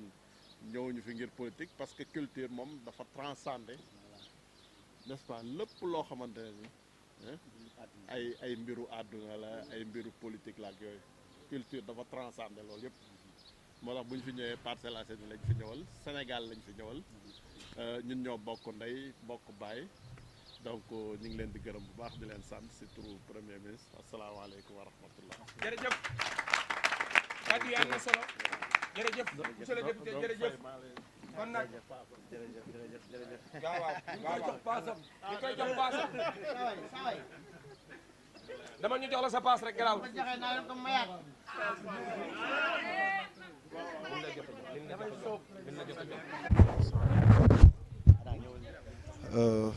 waaw kay honorable gis nañ sa teewaay fii ci APCA bi nga ñëwee gis artistes yi seen organisation ak yi bi nga xamante ni jox nañ la ko tey lan nga yëg sa xol. waaw mbégte bu rëy la ñu am ñu fekkee manifestation ACPA bi suñu kilifa monsieur le premier ministre de la république du Sénégal monsieur Amadou Ba yebal ñu xam ne ay njabootama xewle ay doomama xewle xam ne également ñoo xamante ne waa Parcelles Assainies dañ leen di tiitaroo ñoo xewle donc ndaxte lii ñu am fii nii Parcelles Assainies yaakaar naa ne dëkk bu nekk bëgg nga ko am un groupe plein de talent bien structuré am yar am teggin duñu bégal donc bu ñu xewlee ñun fierté dëgg-dëgg la ñuy am ñëw représenter son excellence monsieur le premier ministre Amadou Ba ñëw pour encourager leen won leen également jàppaleem won leen mi ngi seen kanam mi ngi seen ginnaaw pour li nga xamante ne ñu ngi koy defal askan wi parce que lii nii ñëpp la waroon parce que culture surtout pièce théâtrale yi ñuy joué nii day yeete dafa amal njëriñ askan wi toll nañ jamono joo xamante ne ni nit ñi dañ ko soxla nit ñi stressé nañ bëgg nañu bu ñu toogee seen kanamu écran yi di am mbégte muy régler ay situation ay problème nee naa leen pièce théâtrale yi defaroo na ay jëkkër ak jabar pièce théâtrale yi tax nañu ñu feebar wër donc loolu dafa am solo te aussi dafay transcender tout ce qui est clivage politique bu ñu nekkee ci culture rek ñëppay fàtte ku nekk fi nga bokk ñëppay sentir ne Sénégal benn bopp la ñun ñoo bokk ndey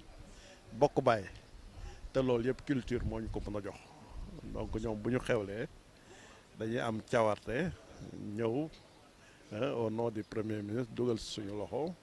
jàppale leen ñaanal leen yàlla fi ñu bëgg a yegg yàlla yeggale leen fa donc loolu daal moo ñu fi indi woon. nga nekk bànqaas ci gouvernement. teew ku ne xam na ne aar bi metti na trop. li ñu soxla nañ tamit ay ku leen dimbale.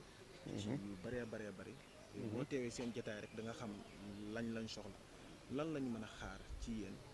pour ngeen jàppale. waaw effectivement léegi wax naa ko bu ñuy waxtaan nee naa leen dañuy sant yàlla bi nga xamante ne ñëw nañu ba gisal suñu bopp xam nga monsieur le premier ministre mënoon nañu yónni rek ñu yónnee leen lam ñu yónni wala ñu yónni keneen monsieur Dieng mi mu ñëw mais dañu préféré doxal suñu bopp ñëw ba yegg si waxtaan ak ñoom gis li ñuy def comme que gis nañ ko yaakaar naa ne yeneen mesure war na cee topp xëñ na nii ñu ñëwee nii man jàpp naa ne bu ma demee bu ma rendre compte ki nga xamante ne moom mooy monsieur le premier ministre dana gën a jox gëdd dana gën a jox jàppale dana gën a jox solo ñi nga xamante ne moom mooy suñu fierté Parcelles Assainies muy ak PA si li ñuy def donc nee naa leen bu lii passé bëgg nañu ngeen exprimer seeni mëbët ñu fexe ngeen toog ak monsieur le premier ministre boo leen toog ak moom mel na ni toog ngeen ak président de la république ñëpp xam nañ ne ko jox gëdd culture la bu boobaa la war si jàppale waa Parcelles Assainies si wàllu culture waa Dakar si wàllu culture ak waa Sénégal si wàllu culture ñu mën koo def si anam yu gën a rafet si anam yu gën a am solo donc loolu promesse la boo xamante ne man en tant que conseiller spécial du premier ministre danaa fa taxawe ko def plaidoyer bi ba nga xamante ne lépp lu ci war incha allahu rabbi danañu ko def. jërë ngeen